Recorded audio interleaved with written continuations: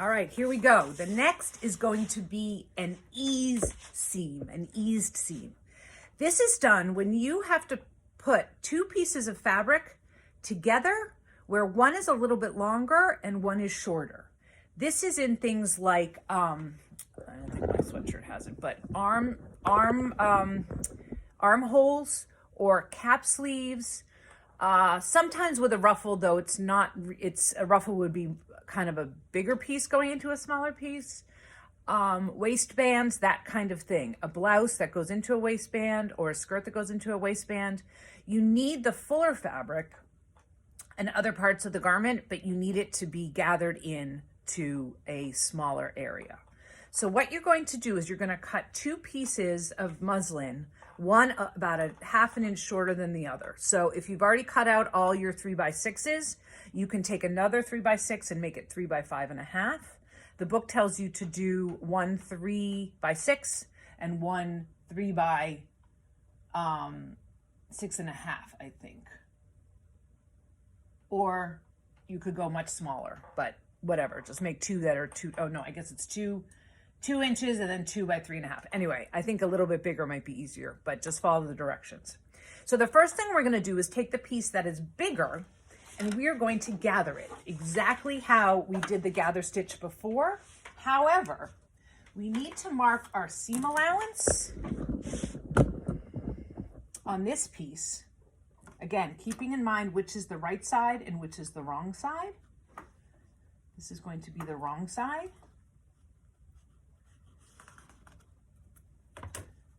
Okay, so I have my seam allowance, but I'm going to gather 2 rows of gathering stitch, one just a little bit off of that seam line, and then one in the seam allowance, about 1/4 inch away. The reason we do that is we don't want the gathering stitches to be seen from the outside. So we want to keep everything in this area, the seam allowance. So I have my stitch length set to 4. I am not going to back stitch. I am just going to stitch a little bit in from that line.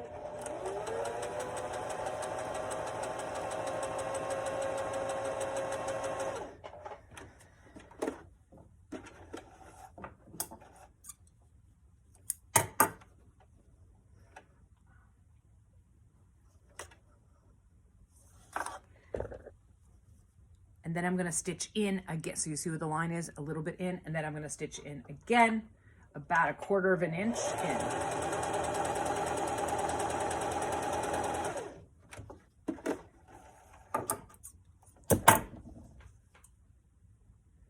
So what this enables me to do is to gather in it's a tiny amount. It's only a difference of about 1/2 inch.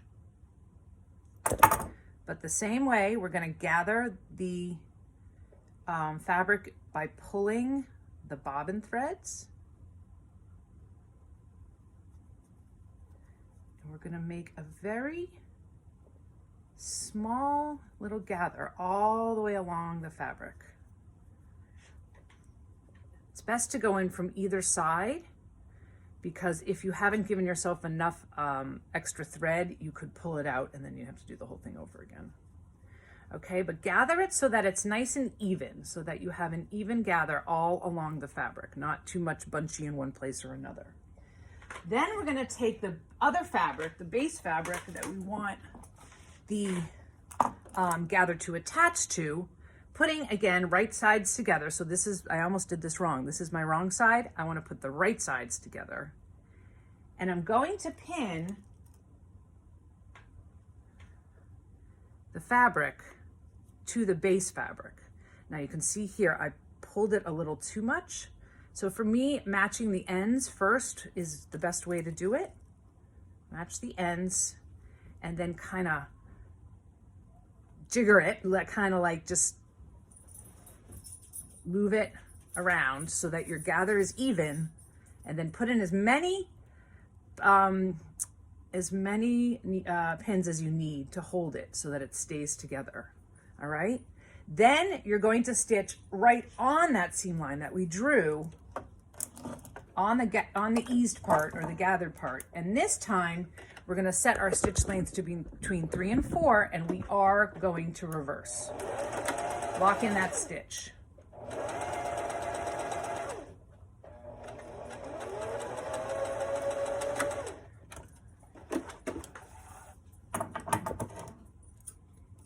Pull out the needle, the pins, trim your threads, open it up, and then we're going to press it.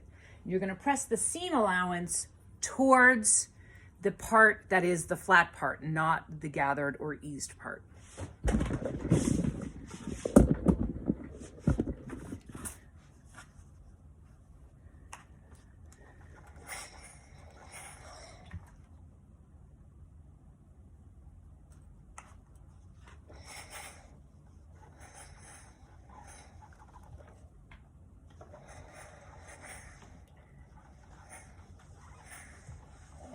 Can see is it's made a nice ease, not too many puckers, nice and smooth, and that is ready to go.